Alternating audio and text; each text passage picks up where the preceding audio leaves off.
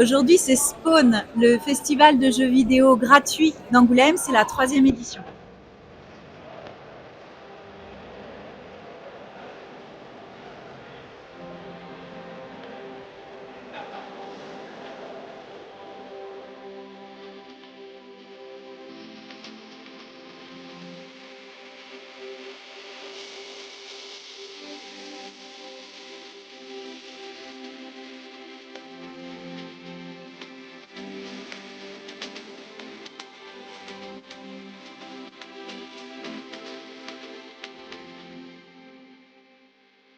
Hello and welcome to this episode of Touring Backroads France. Today it's a lovely spring day here in Angoulême and we're visiting the video game show. This is a one-day event at the CNAM, which is the Conservatoire National des Arts et des Métiers, located here on the shores of the Charente River in downtown Angoulême.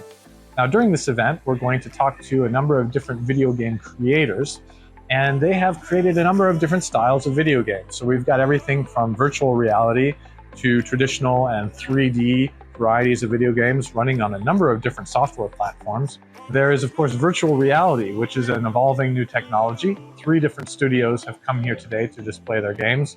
And then we have also traditional board games and physical games, of which we have an association in Angoulême that's also presenting their different crafts. So come with me today as we visit this interesting place here in downtown Angoulême and take a look at what they have to offer. For today's trivia question, when was the first video game developed? And if you know that answer, what was its name?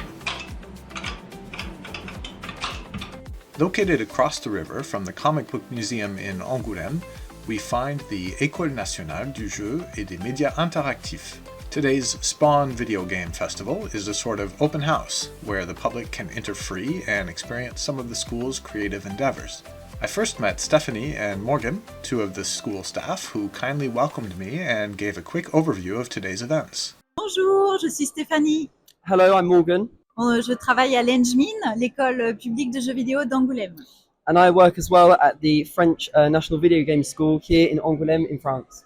So all of the games are spread out over 3 different floors here, and we have, including in the underground parking space, and we have over 100 different games here today from all different people. So the goal of today is to basically make video games accessible to everyone, whether it be from young children to older people, everyone from all ages and backgrounds. Donc les enfants, les ados, les adultes, les grands adultes, il y en a pour tous les goûts et pour démontrer la richesse du jeu vidéo. A delegation from Guadelajara, Mexico was the guest of honor at this year's show. I was delighted to meet and talk to Marco Reynoso about this emerging sector of the Mexican economy. My name is Marco Reynoso. I am from Mexico, from Guadalajara, Jalisco, Mexico. And we are here because the government of our country helped us to come here to Angoulême to make a cultural exchange. The name of my company is Heskil Studio. It's actually an Elvish word, like we are really nerds. And we are focused on the cinematics and trailers for AA or B productions. We are really good in 3D, so we are like 15 employees that work only in 3D and Unreal developing. So if you have a video game and you need to make really cool cinematics, we can help you to remake models and do some stuff, really cool stuff.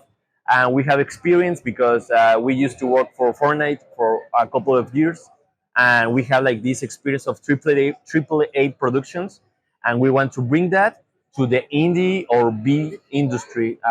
In Mexico, it's really easy to work for United States or Canada.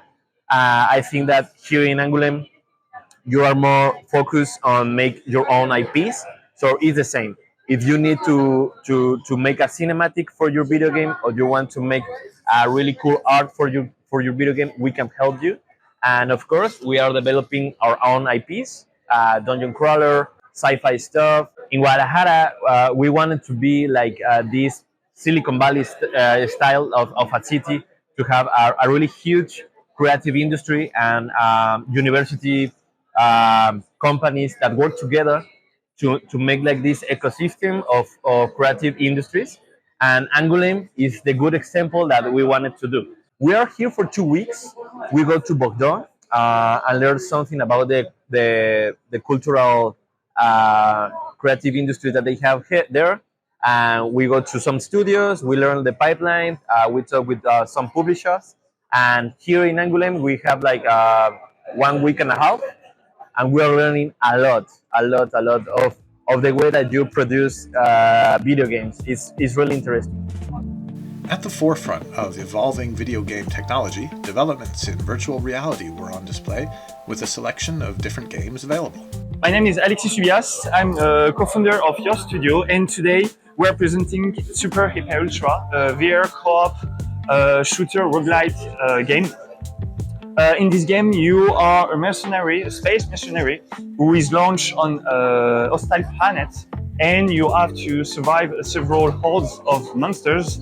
And in this game, you are going to gain experience, leveling up, and you will be able to make your own build with your items and upgrades to finish the game, kill the bosses, and to discover other planets. So here you can see lava planets, but you'll also be able to discover another lava planet, a water planet, etc., etc. I'm in Paris, but the rest of my team are from Angoulême.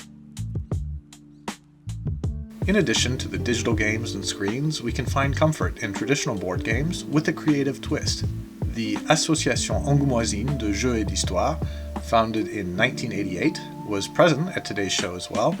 With 140 members, they meet in the city with activities focused around a variety of games and events.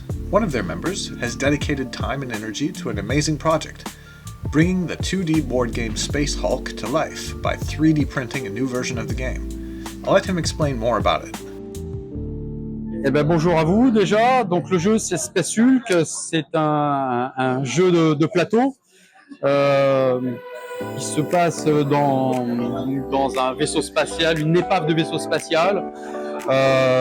Vous avez deux forces qui sont l'une contre l'autre. Vous avez des Terminators, ce sont des humains génétiquement modifiés qui sont le top de ce qui se fait dans l'univers.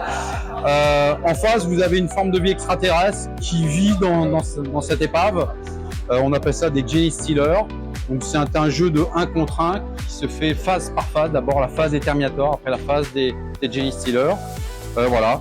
Donc ça, c'est une version un petit peu particulière parce que c'est une version du jeu avec des couloirs, des salles en impression 3D. Pourquoi? Parce que c'est tout simplement quelque chose de plus joli. J'ai fait ça pour moi, mais j'ai fait ça aussi pour le club parce que j'appartiens à un club. C'est donc l'AAJH, l'Association Angoulême de Jeux et d'Histoire. Il y a à peu près une centaine d'heures de peinture pour le Space Hulk. Je compte pas les figurines c'est en plus. Si vous voulez quelques chiffres, il y a 5000 mètres de fil de PLA et il y a 12 kilos de PLA. Voilà. Et là, je peux vraiment faire toutes les missions. Il y a 113 missions. Je peux absolument toutes les faire parce que j'ai même créé des salles supplémentaires, des couloirs. Il y a des couloirs spécifiques à 3 cases qui, dans les fichiers de base, n'existaient pas. Donc, je les ai créés à partir des fichiers originaux qui sont les fichiers, je les ai achetés à un Américain qui s'appelle Dragon Rest. Ce sont les fichiers HVAC et c'est trop beau, quoi. C'est du boulot, mais c'est trop chouette. Après, quand on est dedans, franchement, c'est trop chouette, quoi. This particular school is called the ENJMIN. There are 250 students at this school, of which 7 different diplomas are offered, including 2 bachelor's degrees and several master's degrees. They also offer a postmaster's degree. This all is based around video game creation and design. There are a number of different specialties that you can choose from, and they've been around for about 20 years. This school opened in 2001, so they have approximately 1,500 alumni who've gone on to careers in video game design. The answer to today's trivia question is 1958. Created by an American physicist, William Higginbotham, at Brookhaven National Laboratory in the United States, the analog game Tennis for Two featured moving graphics on an oscilloscope, allowing 2 players to interact using custom controllers. While other interactive games have been created under scientific study, this is considered the first game created uniquely for pleasure. It's interesting to note that William Higginbotham was also one of the scientists who worked on the Manhattan Project.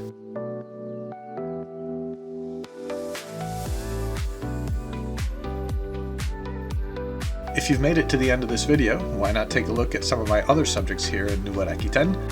From the time of the Knights Templar to heritage railways, castles, and places of legend, there is a lot to explore. I cover subjects from archaeology, astronomy, biology, and much more on this channel. As always, please like and subscribe to Touring Backroads France. Your support is greatly appreciated.